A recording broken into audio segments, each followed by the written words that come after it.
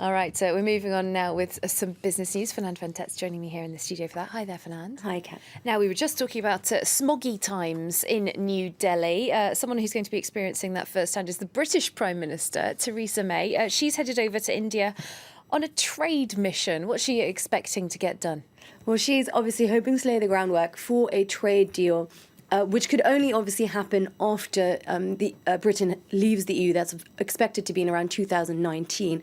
Now, despite their historical ties, bilateral trade decreased to $14 billion last year, and that's less than trade between India and Germany, for example. But getting a deal won't be easy. India has been negotiating a free trade agreement with the EU as a whole for almost a decade.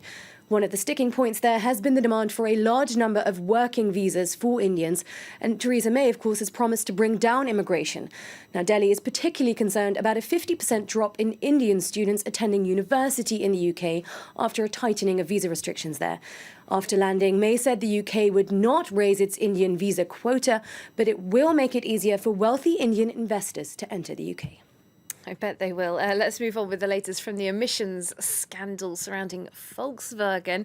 Fernand, authorities are still trying to figure out who's responsible for this, and there have been some latest developments. Yes, in Germany, more people getting caught up, more board members caught up in this scandal, including the chairman. Hans-Dieter Putsch was chief financial officer when the scandal over cars rigged to cheat on US diesel emissions tests broke in September of last year.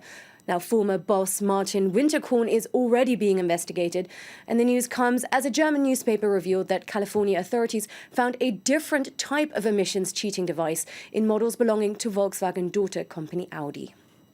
All right, let's get a check then on the latest market action.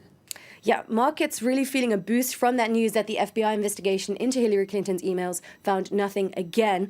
Investors seem to be taking that as good news. All indices in Asia trading up this morning after a week of strong declines, and the Nikkei doing particularly well there, up more than 1.5%.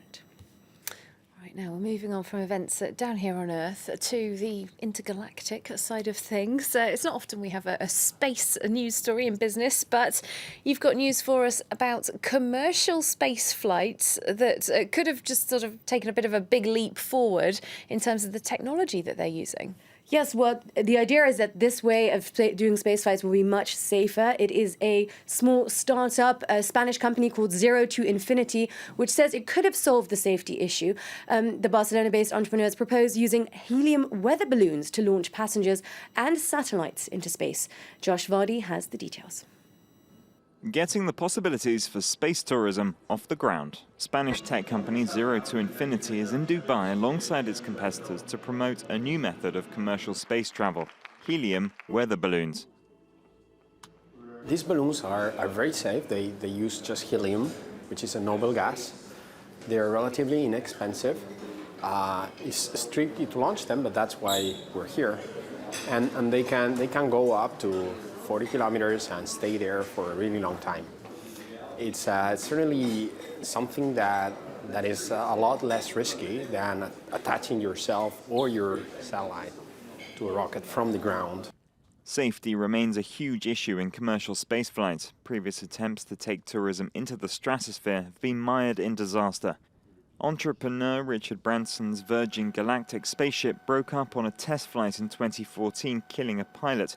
Meanwhile, SpaceX, headed by rival entrepreneur Elon Musk, continues to suffer setbacks, most recently an exploding rocket in September. Zero to Infinity, meanwhile, says it's carried out over 30 test flights with prototypes in the 7 years since it was founded. The company says they're considering launching balloon flights from Dubai and other Gulf countries.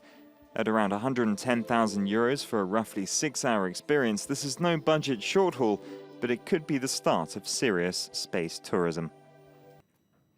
Let's take a look at some of the day's other business stories for you now. Europe's largest bank, HSBC, has reported a 86% slide in profits for the third quarter compared to last year.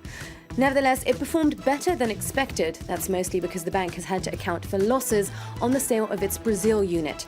Now, the bank is in the middle of restructuring to cut $5 billion in annual expenses.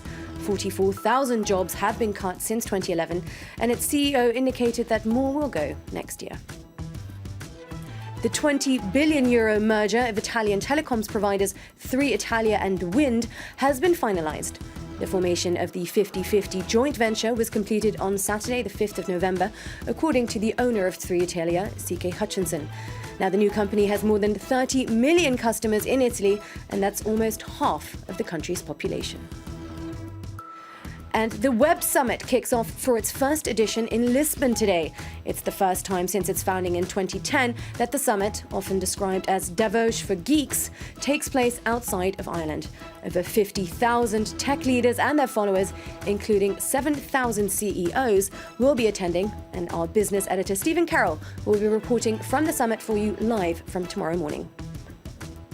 And we'll look forward to hearing from him. For now, thanks very much to you, Fernand van Tetz there with the business news.